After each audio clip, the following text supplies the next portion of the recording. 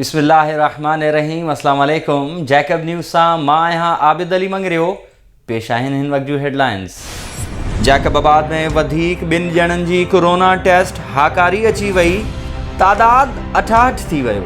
77 माण्हुनि जा कोरोना जे हवाले सां 2 मई ते नमूना वरिता विया हुआ, जिन मां 2 जी रिपोर्ट पॉजिटिव अची वई आहे। पॉजिटिव ईंदड़ 2 ॼणा जेल जा कैदी आहिनि। Deputy commissioner Jacobabad Ghazanfar Ali Qadri. Hyderabad road ते तलहार वेझो 2 गाॾियुनि में टक्कर। औरत समेत हिक ई कुटुंब जा 3 भाती फौतनि जो ताल्लुक बदीन जे तालके गोलाड़ची सां ॿुधायो पियो वञे। हादसो तेज़ रफ़्तारी सबबु पेश आयो। पुलिस जैकबाबाद वेझो जोंगल खोसो पुलिस चौकी ते ड्यूटी दौरान मौलादाद थाने जे पुलिस अहलकार सज्जाद अली मुग़ैरी पारां पाण मथां सरकारी हथियार सां फायर करे ख़ुदकुशी करण जी कोशिश। गणती जोगी हालत में लाड़काने मुंतकिल। SHO पारां असांजे नौजवान के मुसलसल हिक हंध ते मुक़रर करे ज़हनी दबाव विधो वियो, जंहिं सबबु अहिड़ो क़दम खयों। वारिसनि जो इल्ज़ाम। बोज़दार वॾा वेझो ॻोठ वलीदाद दहर में तार मां करंट लॻण सबबु 3 ॿारनि जो पीउ 22 वरियनि जो नौजवान अमीर बख्श ख़ास ख़ैली फौत।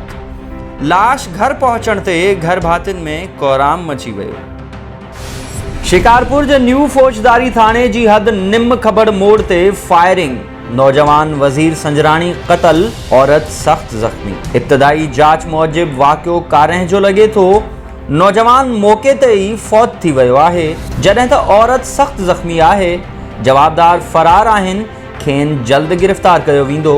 पुलिस नौशेरो फेरोज़ में फूड इंस्पेक्टर्स पारां कणक ख़रीदारी जा मरकज़ बंदि करे सर्कल ऑफिसर एंटी करप्शन ख़िलाफ़ एहतजाजी मुज़ाहिरो कयो वियो।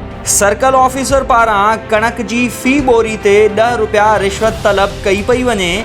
इनकार करण जी सूरत में कूड़ा केस दाख़िल करण जूं धमकियूं ॾिनियूं पयूं वञनि, जंहिं सबबु ख़रीदारी जो टारगेट मुकम्मल करण में ॾुखियायूं पेश अचनि पयूं। सर्कल ऑफिसर जे अहिड़े अमल ख़िलाफ़ सेशन कोर्ट बि विया आहियूं। शिकारपुर जे सीनियर सहाफ़ी ज़ुल्फ़कार मक्सी जो नंढो भाउ ग़ुलाम कादिर मक्सी रोड हादसे में फौत। ग़ुलाम कादिर पंहिंजे दोस्त सां लाड़काने खां वापसि शिकारपुर अची रहियो हो त गाही जा वेझो गऊं सां टक्कर थी पियो। मथे में धक लॻण सबबु फौत थी वियो, जॾहिं त संदसि दोस्त ज़ख़्मी थी पियो। ख़ुराक खाते जो कणक ख़रीदारी वारो टारगेट पूरो न थी सघियो। सिंध जे मुख़्तलिफ़ शहरनि में ख़ुराक खाते जे अमलदारनि पारां कणक ज़ख़ीरो कंदड़नि ख़िलाफ़ कार्रवायूं। गेरेलो में डेप्यूटी डायरेक्टर अब्दुल गफ़ार शेख ऐं डिस्ट्रिक्ट फूड कंट्रोलर रफ़ीक अहमद काज़ी पारां कणक ज़ख़ीरो कंदड़ राइस मिल ते छापो। 60,000 बोरियूं हथ। जैकबाबाद में डिस्ट्रिक्ट फूड कंट्रोलर रोशन अली पांवर ऐं मुख़्तियारकार जैकबाबाद ग़ुलाम अब्बास सदायो पारां कणक ज़ख़ीरो कंदड़ 3 मिलनि ते छापो। 4,000 बोरियूं हथ। हिक मिल सील। ठुल में फूड इंस्पेक्टर अब्दुल करीम मज़ारी पारां कणक ज़ख़ीरो कंदड़ मुख़्तलिफ़ मिलनि ऐं दुकाननि ते छापा। 7 राइस मिल ऐं 20 दुकान सील। हथ आयल कणक जी ॻणप न थी सघी। ठुल वेझो लोडर रिक्शे तां 6 वरियनि जी मासूम ॿारड़ी किरी फौत। ॿारड़ी जी तबियत ख़राब हुई, जंहिंखे संदसि ॾाॾी इलाज लाइ खणी वञी रही हुई त रस्ते में हादसो पेश आयो। काज़ी अहमद जी नबी बख्श कॉलोनी जे रहवासियुनि जो पंहिंजे मासूम ॿार ऐं भाउ सां प्रेस क्लब काज़ी अहमद में मुड़ुस ऐं साहुरे ख़िलाफ़ एहतजाज। मुंहिंजो संग ॾे वठ जी बुनियाद ते थियल आहे।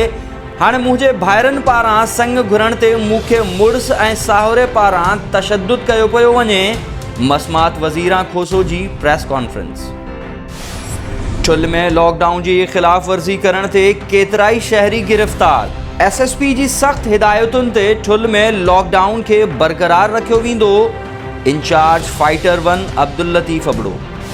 हिन वक़्त ताईं जूं हेडलाइंस। वधीक तफ़सील लाइ विज़िट कयो असांजी वेबसाइट www.jacobnewshd.com ऐं फेसबुक ते फॉलो कयो। ॾिसंदा रहो जैकब न्यूज़, ख़बर खां हक़ीक़त ताईं।